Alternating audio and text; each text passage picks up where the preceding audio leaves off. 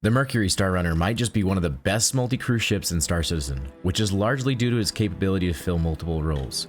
But how does this jack-of-all-trades approach affect its overall performance?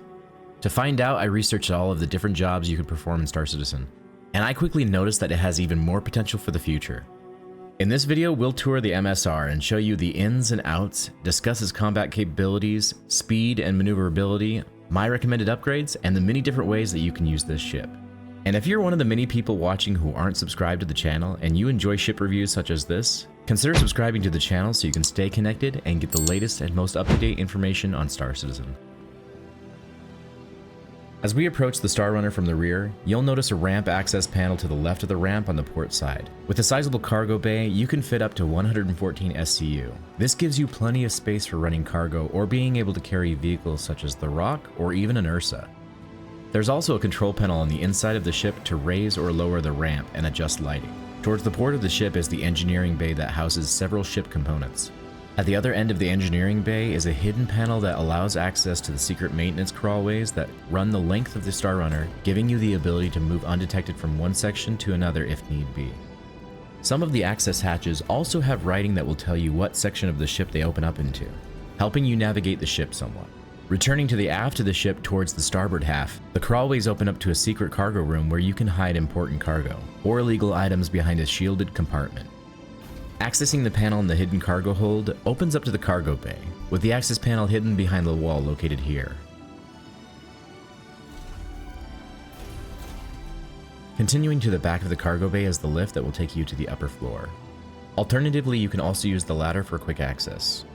Here we open up the door to the server room where all of your server blades are housed. In the future, this will be the primary section where the data running gameplay takes place. To the starboard side of the ship are the seats for the manned turrets for the crew. To the port side of the ship is access to the scanning suite. Once the scanning gameplay is more fleshed out, this will likely be where we perform long-range scans. Making our way to the front of the ship, you'll notice one of the hidden hatches that allows access to the secret crawlway. Through the door, you'll notice a junction that separates the remaining sections of the ship. To the starboard, you'll notice the habitation area for the crew, where you'll find a couple of desks, 3 beds, and a shower and toilet combo. There are also storage lockers for you to place items in as well.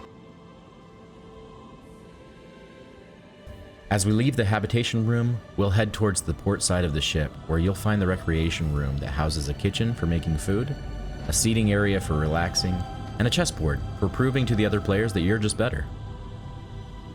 By removing the White Queen and placing it in a specific place in the kitchen, the chessboard will open up access to the secret crawlway. As we make our way towards the bridge, before we open up the door, you'll notice the first weapons rack on the starboard side of the corridor. Continuing on through the doors, open up to another corridor that will open up to the bridge where the pilot and co-pilot are stationed. On the starboard side is another weapons rack. And finally, taking your position in the pilot's seat, you'll quickly notice Crusader's iconic cockpit layout and incredible visibility.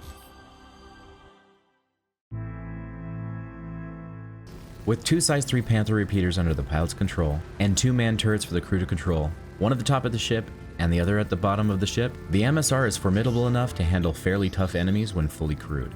Each of these turrets comes with 2 size 3 Panther repeaters, giving you a total of 6 Panther repeaters that offer you plenty of firepower for taking down enemy ships. And with 2 size 3 and 4 size 2 missiles, it gives it a decent loadout. You can also opt to switch out these missiles for 16 size 1 missiles, all the way up to 4 size 3 missiles. The MSR also gives you 2 size 2 shield generators that give you plenty of defense against incoming fire. While I wouldn't recommend this as a dedicated bounty hunting ship, it does have the capability to handle itself. And doing ERTs with a full crew was probably the most fun I've had in some time. So if you're looking to get into multi-crew combat, this ship is definitely a great option. While it is primarily a medium cargo and data running ship, its larger size doesn't limit its speed or handling capabilities, placing it on par with that of the Ares starfighters, 30 degrees pitch and yaw rate in regards to its maneuverability, and maximum SCM speed of 215 meters per second, and max nav speed of 1,287 meters per second, making it quite a bit faster than its much smaller cousin.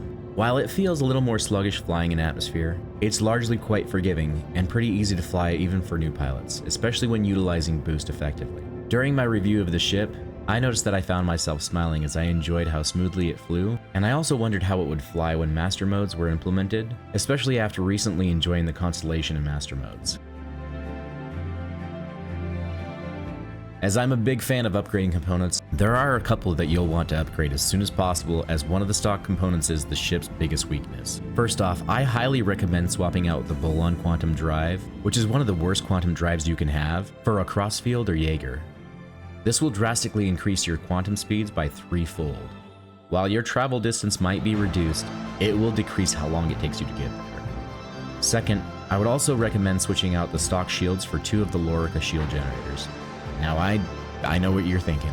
Why are you suggesting the Loricas again? The reason for choosing it is it gives you more shield capacity, it takes lower distortion damage, has a much quicker distortion reboot, and also runs a lot cooler than the FR-76. As far as weapon upgrades, that largely depends on you and your preference, but my recommendations are usually Panthers for the higher rate of fire and velocity, FL-33s for higher alpha damage and DPS, or the Mantis GT220 for maximum damage on target. The only downside is that you'll have to return to a landing pad to rearm when you're out of ammo. While you could easily load up a rock for mining on a planet or a moon surface, deliver cargo all over Stanton, or even do bounty missions, there will also be the option to one day steal or collect data. This would add a ton of potential for making the ship highly specialized, becoming even more useful than it is currently. As of now, we have very little information on what data running would add to the game, what it would look like, and what it means for the Starrunner, but I'm hoping we get more information on the gameplay or a design document sometime soon. What are your thoughts about data running? Let me know in the comments below. Between the asymmetric design, Crusader's iconic black and white paint scheme, the amazing layout of the interior, and the overall functionality of the ship make the MSR one of my favorite multi-crewed ships, and one I highly recommend. Many players see this as the Millennium Falcon of Star Citizen, but it largely reminds me of the Ebonhawk from Knights of the Old Republic. Now, while the Constellation Taurus is the Starrunner's competition and has even more cargo space overall, you could argue that without the Constellation's ability to act as a data runner, the ship isn't quite as versatile. Of course, we'll have to wait and see what data running looks like in the future.